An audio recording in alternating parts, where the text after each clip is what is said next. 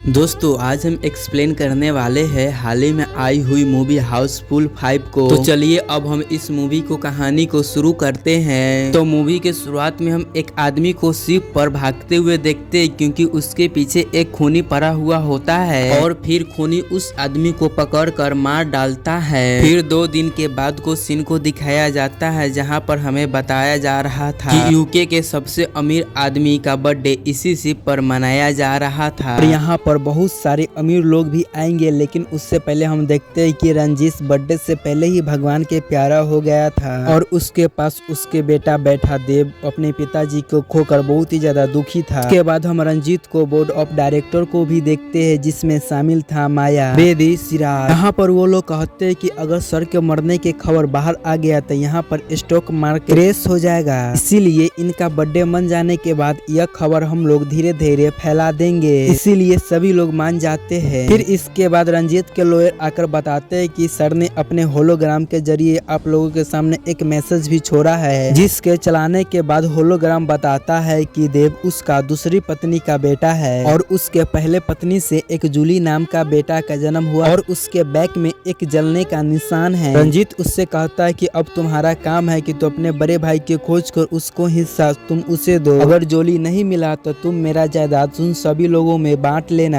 यह बात सुनकर सभी वहाँ लोग हैरान थे। फिर थोड़ी देर के बाद पता चलता है कि रंजीत के इस बर्थडे में जोली भी वहाँ आने वाला था। फिर यह सभी लोग आपस में ही बात कर रहे होते तभी वहाँ पर एक आदमी आता है और बताता है कि मेरा नाम जलाउद्दीन है उर्फ जोली। यह बात सुनकर देव खुश हो जाता है कि उसका बड़ा भाई मिल गया और साथ में अपना जला हुआ निशान भी दिखा देता है। लेकिन फिर थोड़ा देर के बाद एक आदमी आता है अपने बीबी के साथ और बताता है कि मेरा नाम जलभूषण है उर्फ जोली है और वह भी अपना निशान दिखा कर कहता है कि मैं देव का बड़ा भाई जोली हूँ। यह देखकर सभी लोग कंफ्यूज हो जाते हैं। फिर थोड़ी देर के बाद एक और आदमी भी आते हैं और अपना नाम वो जोलिस बताते हैं उर्फ जोली बताते हैं और कहते हैं कि मैं ही देव के बड़ा भाई जोली हूँ। यह देखकर सभी लोग कंफ्यूज हो जाते हैं कि इस तीनों में से कौन है असली देव के भाई और यह देखकर सभी लोग समझ जाते हैं कि यहाँ पर फ्रॉड चल रहा है। तभी देव कहता है इन सभी को डीएनए चेक करवाओ, तभी सच सबके सामने आएगा। इसके बाद रात में सभी लोग पार्टी कर रहे होते हैं। फिर उसके बाद डॉक्टर सैंपल लेके टेस्ट शुरू कर दिया था। फिर अगले दिन जब जूलियस को आंख खुलता है तो वो देखता है वो जलभूषण के बेबी शशि कला के साथ सो रहा था। यह देखकर वो डर जाता है और शशि कला का उठाकर वो डांटने लग जाता है, तुम यहाँ पर क्या कर रही हो। फिर ये दोनों यहाँ से उठकर बाहर जाते हैं तो देखते हैं जलभूषण तो खुद जलाउद्दीन के बीबी जरा के साथ सो रहा है, इसीलिए वो यहाँ पर हंगामा कर देते हैं। फिर इसके बाद वो चारों जलाउद्दीन को देखने के लिए जाते हैं क्योंकि वो आखिरी बादशाह के साथ सो रहे थे। यह देखकर वो सभी लोग हैरान थे कि आखिर हम लोग इधर उधर कैसे हो गए। और यहाँ पर हैरानी वाली बात यह था कि यहाँ पर जूलियस की बीबी गाजी गायब थी। इसके सुनने के बाद जूलियस से ज्यादा जलाउद्दीन भी टेंशन में था, मगर ऐसा क्यों यह हमें आगे पता चलेगा। फिर इसके बाद सीन प्रेजेंट में शिफ्ट होता है। फिर ये लोग सभी लोग मिलकर गाजी को खोज रहे थे लेकिन गाजी कहीं पर भी नहीं मिल रही थी। फिर वहीं पर हम देखते हैं कि देव और आखिर सभी लोग डॉक्टर को आने का इंतजार कर रहा था ताकि असलियत जूली कौन है हमें पता चल जाएगा। फिर इधर थोड़ी देर के बाद खोजने के बाद कांची मिल जाती है जिसकी हालत काफी ज्यादा खराब थी। उस जगह पर देव और आखिर सभी लोग वहां पर चले आते तभी उसी जगह पर अचानक डॉक्टर अमन का लाश गिरता है। तभी ये सभी लोग यह सोच के हैरान थे कि आखिर इसे किसने मारा। अब डॉक्टर ने असली जोली के बारे में बताने वाला था, इसीलिए देव को लगता है कि इसी तीनों जोली में से एक किसी जोली ने इसे डॉक्टर को मारा है ताकि बात पता न किसी को चल पाए। इसलिए वो तीनों को एक जेल में बंद करवा देते हैं और इसका कंट्रोल बटुक के पास में था। तभी ये तीनों जब जेल में होते तभी बातों बातों में लड़ते हुए बता देते हैं कि इन तीनों में से असली जोली कोई भी नहीं है। असल में इन तीनों को रंजीत के मरने के खबर मिला था, इसलिए ये तीनों नकली जोली बनकर यहाँ पर आ गया था। और यहाँ पर एक और ट्विस्ट बात है कि इन तीनों के गर्लफ्रेंड भी नकली है। असल में जलाउद्दीन के गर्लफ्रेंड कराची है और वहीं पर जलभूषण के गर्लफ्रेंड जारा है, यानी कि ये लोग अपनी गर्लफ्रेंड पर दूसरी को लगाकर नजर डलवा रहे थे।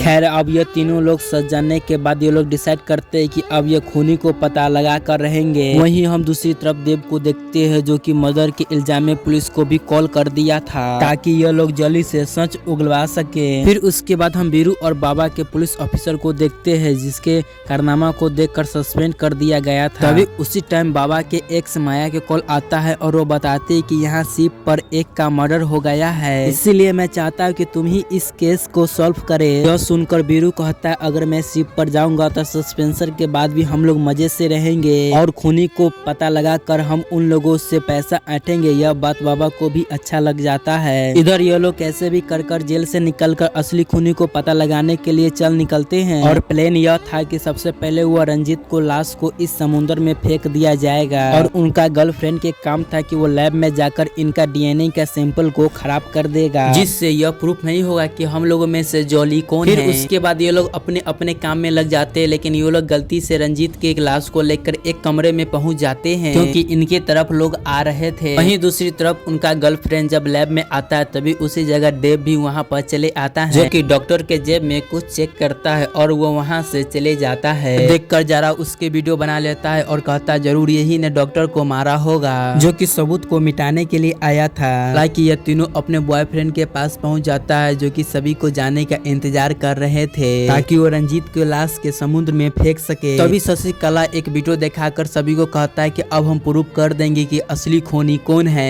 यह देखकर सभी लोग खुश हो जाते हैं। तभी जुलियस कहते हैं कि यहाँ पर पुलिस भी बहुत ही जल्दी आने वाला है, तो ऐसा करो सबूत को तैयार रखो, तब तक हम इस रंजीत को लाश को ठिकाना लगाकर आ रहे हैं। फिर वो लोग जैसे ही अलमेरा को खोलकर रंजीत को लाश को ले जाने लगते हैं तो गलती से वो लोग देव की ही लाश को ले जा रहे थे। असल में देव को पहले से ही किसी ने मार डाला था और यह बात इन्हें पता नहीं थी। तभी देव के लाश के ले जाते समय बाबा और बीरू वहाँ पर पहुँच जाते हैं, जो कि इन तीनों के सभी लंगे हाथी पकड़ चुके थे। जूलियस इन दोनों के काफी ज्यादा समझाने की कोशिश करते हैं, लेकिन ये लोग नहीं मानते हैं। फिर इसके बाद तीनों जूलियस को लाइन से पूछताछ करने के लिए बुलाया जाता है, लेकिन बीरू और बाबा को कुछ भी पता नहीं चलता है। इसीलिए वो तीनों जोली को साथ में बैठाकर सच जानने के लिए बताता है, वरना इन तीनों के जेल जाने से कोई भी रोक नहीं सकता है। यह सुनकर तीनों आपस में ही लड़ने लग जाते हैं, लेकिन गलती से जूलियस बाबा कुछ उठपटांग चीज बोल देता है। फिर गुस्से में आकर बाबा इन तीनों को बहुत ही बुरी तरह से मारते हैं। फिर बाबा बाहर जाते हैं तो बीरी कहता है मुझे एक सबूत मिला है, पक्का वो एक किलर के ही होगा। इसीलिए वो उसका रूम चेक करने के लिए कहता है। यह किस रूम को चेक करने के लिए कहता है यह हमें आगे पता चलेगा। ये सारा सबूत इकट्ठा करने के बाद बाबा और बीरू सभी लोग को एक साथ बैठाते और सच को बताने लग जाते हैं कि उस डॉक्टर को ये तीनों जोली ने नहीं मारा है, बल्कि किसी और ने मारा है। यह सुनकर ये तीनों जोली बहुत ही ज्यादा खुश हो जाते हैं। फिर बीरू बताते ये खूनी कोई और नहीं बल्कि देव ही है और वो रिवील करता है कि उसके पास देव के ही कुछ सामान मिला था। और उसके बाद वो देव को रूम को तलाशी करते हैं और उसके रूम में एक चिप मिली जो कि डूबी हुई थी और उसका आधा हिस्सा CCTV वाला रूम में था। यहाँ से फोटो ड्राइव का हार्ड डिस्क को तोड़ा गया था, यानी कि असली खूनी देव ही है। यह कहकर देव को जेल में डाल देते हैं और देव चिल्लाने लग जाता है कि उसने खून नहीं किया क्योंकि यह सब दौलत उसी का ही। लेकिन देव के बात पर कोई भी विश्वास अब नहीं करता है। फिर यहाँ पर जूलियस कहीं जा रहा होता है, तभी उसको खून का छींटा पड़ा हुआ दिखाई देता है और वहाँ पर एक डायमंड का भी टुकड़ा हुआ होता है। यह देखकर जूलियस सोचता है कि जिसने भी खून किया होगा उसके हाथ से ब्रेसलेट गायब होगा, इसीलिए अब उसको एक ऐसा ही इंसान को खोजना है। इसीलिए जूलियस एक पार्टी के दौरान हर इंसान को हाथ को चेक करने लग जाता है, लेकिन उसको कुछ भी नहीं मिलता है। लेकिन थोड़ी देर के बाद शिप के कैप्टन से बात करता है, लेकिन जब वो देखता है कि उसके हाथ से ही ब्रेसलेट गायब था। फिर यह बात जाकर जूलियस बीरू और बाबा को बताते हैं। फिर बीरू और बाबा जब उसको कैप्टन को पकड़ने के लिए आता है, तभी शिप के अचानक सभी लाइट बंद हो जाता है। फिर यहाँ पर हर तरह हंगामा शुरू हो गया था। फिर वो जैसे तैसे करके कैप्टन को पकड़ लेते हैं। फिर उसी जगह एंट्री होता है बाबा और बीरू के सीनियर के टगरू को, जो कि यहाँ पर उसे पता चल रहा था कि यहाँ मर्डर हो रहा है और वह देखता है कि यहाँ पर तो कैप्टन का ही मौत हो गया था, जिसे देखकर वो हैरान हो गया था। तब टगरू यहाँ पर बताता है कि मैंने यहाँ पर आकर पहले ही जांच कर लिया है। जब उस डॉक्टर को मौत हुआ था तब यह कैप्टन छुप कर सब चीज देख रहा होता है और इसने मर्डर नहीं किया है। जिसके बाद टगरू रंजीत को लाश को लेकर यहाँ आता है। फिर उसके बाद इन सभी को एक एक लेटर देते हैं जिसने उसका पुराना कांड था और उसका सजा इन लोगों को नहीं मिला था, यानी कि टगरू पूरा तैयारी के साथ आया था। फिर उसके बाद माया को लेटर देखकर हैरान हो जाता है, क्योंकि कैंटीन के कारण उस पर करोड़ों का कर्जा था। तभी टगरू कहता है कि कहीं तुमने ही पैसे अटने के कारण तुमने ही कहीं मर्डर किया होगा। वहीं देव पर एक इंटरेस्ट केस चल रहा होता है, जो कि उसे पैसा देकर उस केस को हटवा दिया था। इस पर डगरू कहता है कि तुमने पहले ही क्राइम कर चुका है, अब भी तुम कर सकते हो। इसी तरह से डगरू सभी को एक्सपोर्ट करता है और कहता है कि कल सुबह तक हम असली खूनी को पता लगा देंगे। यह बात सुनकर वहाँ के सभी लोग बहुत ही ज्यादा हैरान थे। फिर टगरू सोने चल जाता है। तभी जूलियस कहता है कि यह तो पक्का सोचता है कि हम ही सभी में से कोनो एक खूनी है। अगर अब उस टगरू को ही मार डाले तो खूनी भी बच जाएगा और हम सभी को भी कुछ भी नहीं होगा। फिर उसके बाद रात में एक मास्क वाला आदमी टगरू के रूम में जाता है और उस को मार डालता है, लेकिन वहाँ पर टगरू था ही नहीं। तभी यहाँ पर रिवील होता है कि वो मास्क वाला आदमी कोई और नहीं बल्कि देव है। तभी टगरू कहता है कि असली खूनी तो अब तुम निकले, अब तुझे मुझसे कौन बचाएगा। तभी जूलियस आता है और बताता है कि यह सब टगरू का ही प्लान था। असल में जूलियस एक डिटेक्टिव है जिसे रंजित ने हायर किया था असली खूनी को पता लगाने के लिए, लेकिन यहाँ तो वो खूनी को खोजने में ही लग गया। तभी यहाँ पर एक मास्क में आदमी आकर देव को मारकर भाग जाता है और जूलियस उसको पीछा करने लग जाता है। तभी हम देखते हैं कि देव मरा नहीं है और वो आकर टगरू को मारने की कोशिश करने लगता है। तभी टगरू उसे वहाँ पर बुरी तरह से पीट देता है और कहता है कि मुझे पहले से ही पता था यहाँ पर खूनी एक नहीं बल्कि दो है। यहाँ पर जूलियस जिस आदमी का पीछा कर रहा था वो कोई और नहीं बल्कि जलभूषण ही निकलता है, जिसे देखकर सभी लोग हैरान था। तभी जलभूषण कहता है कि मैंने ही देव से हाथ मिलाया था ताकि उसके साथ मिलकर मैं इसमें से आधा हिस्सा ले सकूं, फिर आधा पैसा मैं और देव बांट सकूं। तभी देव डीएनए टेस्ट को बदल रहा था ताकि उससे प्रूफ हो जाए कि मैं ही देव हूँ। तभी यह नजारा को डॉक्टर देख लेता है। तभी उसको मजबूरी में उसे मारना पड़ता है और यह खून होते हुए उस कैप्टन ने देख लिया था और यहाँ पर बेबी को भी शक हो गया कि अभी खूनी है, इसीलिए लाइन से इस दोनों को